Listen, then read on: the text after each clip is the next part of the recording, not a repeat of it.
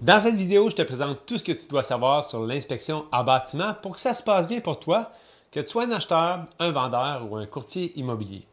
Mon nom est David Tardif, je suis fondateur de l'équipe Tardif avec mon frère Maxime, l'équipe numéro 1 au pays chez Royal Lepage, pour le nombre de transactions, c'est-à-dire le nombre de clients qu'on a accompagnés au cours d'une seule et unique année.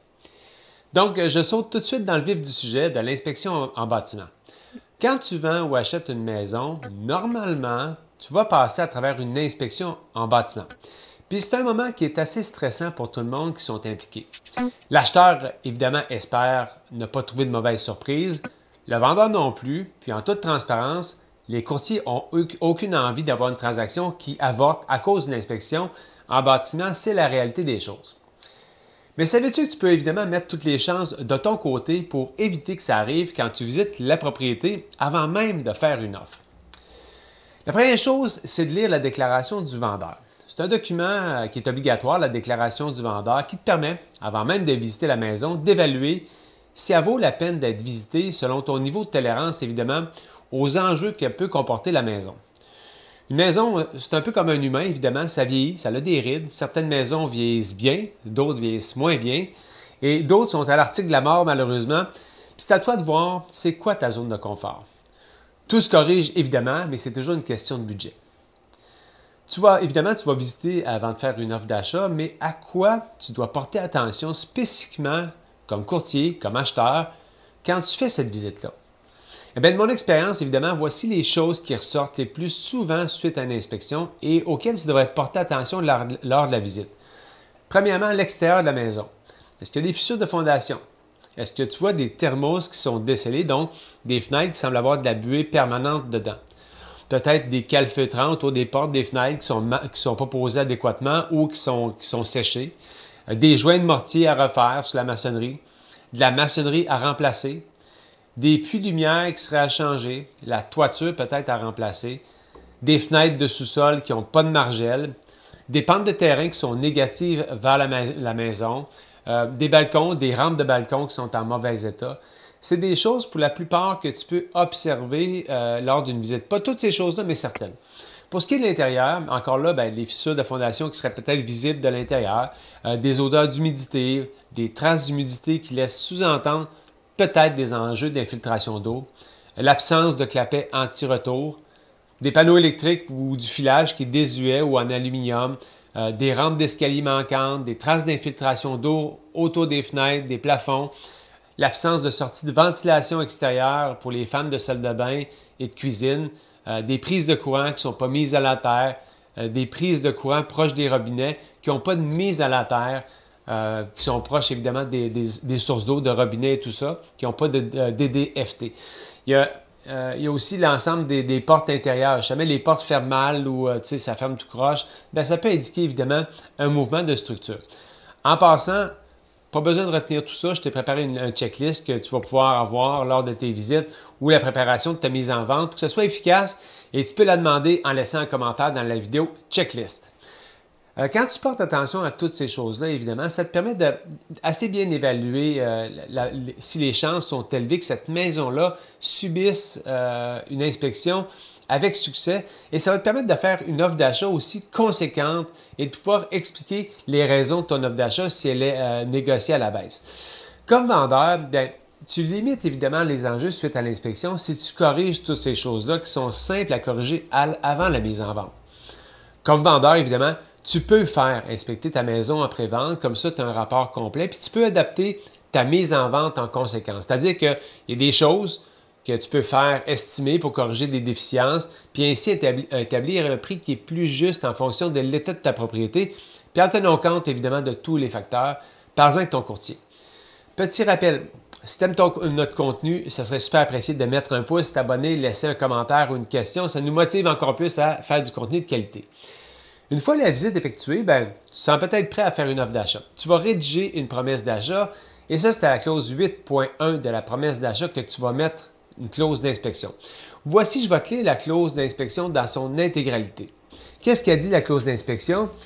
Ça dit que cette promesse d'achat est conditionnelle à ce que l'acheteur puisse faire inspecter l'immeuble par un inspecteur en bâtiment ou un professionnel dans les X nombre de jours, suivant l'acceptation de la présente promesse d'achat.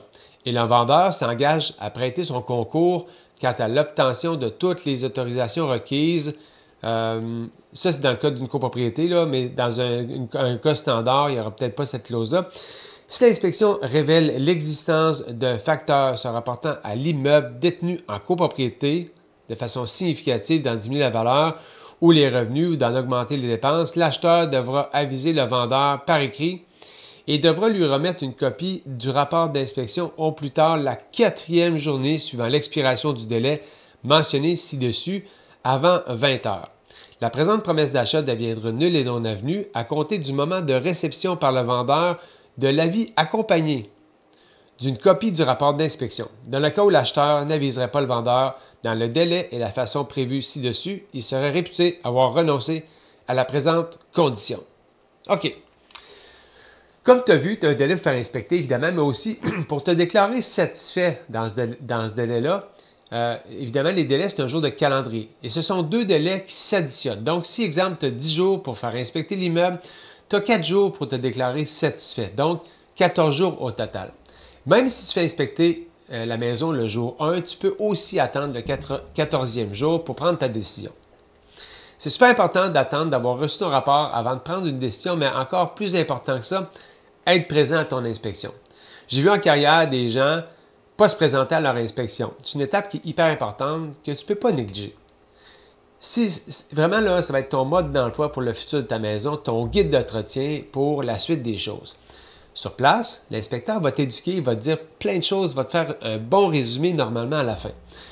Surprends-toi pas, tu vas recevoir ton rapport et il y a beaucoup de monde qui panique, même si ça a été bien expliqué sur place. C'est normal, l'inspecteur doit aussi se protéger. Alors, il va en mettre plus que le client demande, évidemment, plus que pas assez. C'est une pratique normale des choses. Une bonne question à lui poser suite à l'inspection, comment cette maison-là se compare en termes d'état général versus la moyenne des maisons que tu as inspectées dans le secteur? Ça vous donne une très bonne idée si cette maison-là obtient la note de passage d'une inspection versus la moyenne des autres inspectées dans le secteur. Suite à cette inspection-là, tu vas avoir 3 choix. Tu vas avoir le choix de faire, et tu vas exprimer évidemment ce choix-là dans un formulaire appelé Avis et suivi de réalisation de conditions à la clause AV 4.3. Et il y a 3 choix possibles dans cette clause-là. Je vais te les lire, les choix possibles. Il y en a 3. La clause dit, au terme de la clause 8.1, l'acheteur a fait inspecter l'immeuble par un inspecteur en bâtiment ou un professionnel, a lu le rapport d'inspection et se déclare satisfait. La deuxième chose, c'est l'acheteur a fait inspecter l'immeuble par un inspecteur en bâtiment. Il renonce à la lecture du rapport d'inspection et se déclare satisfait. La troisième option, l'acheteur a fait inspecter l'immeuble par un inspecteur en bâtiment. Il a lu le rapport dont une copie est jointe au présent avis. En conséquence, il rompt la promesse d'achat nulle et non avenue. Il y a aussi un 4e choix qui est de demander une réduction de prix. Ça, c'est un sujet hyper délicat. On peut demander une réduction de prix. Pourquoi au juste? Bien, il n'y a pas de bonne ou de mauvaise réponse à ça, mais je dois te faire une mise en garde. Tu as le droit de demander et le vendeur a le droit de refuser ou accepter. Comme je dis toujours, ça ne coûte rien de demander, mais en tant qu'acheteur, dis-toi une chose, une inspection, ce n'est pas un outil de négociation. C'est un mode d'emploi pour la maison et négocier, ça se fait sur des choses significatives sur lesquelles tu n'aurais pas d'offre et tu n'aurais pas fait d'offre sur la maison où le prix aurait été substantiellement différent. Alors, garde ça en tête. Si tu demandes une baisse de prix, une bonne pratique, c'est de demander des estimés pour les présenter au vendeur, pour justifier le montant. Dans bien des cas, tu obtiens un montant. Dans bien des cas, tu n'obtiendras pas le montant total demandé. Souvent, l'acheteur et le vendeur, ultimement, vont couper la poire en 2. Maintenant que tu as inspecté, tu as pris une décision pour la suite des choses, eh bien, garde précieusement ton rapport parce que lors de la revente, tu vas pouvoir fournir au futur acheteur, annoter des choses qui ont été corrigées. Je le dis toujours au vendeur, un vendeur minutieux qui garde des traces de tout ce qu'il a fait sur la maison pour préserver son état, son intégrité, bien, c'est de l'argent en banque pour le jour de la revente. Maintenant, pour ce qui est de choisir un bon inspecteur, eh bien, évidemment, tu as des amis qui ont eu des bonnes expériences et qui ont été satisfaits. Donc, fonce, si tu as été référé, c'est super. Regarde des avis Google aussi, c'est normalement un bon indicateur. Je t'en propose 3 dans la description de cette vidéo-là que tu pourras contacter qui ont fait leur preuve dans l'industrie. Merci d'avoir été là. On se revoit évidemment dans une prochaine vidéo. N'hésite pas à liker, commenter, poser des questions. Ça me fait plaisir d'y répondre.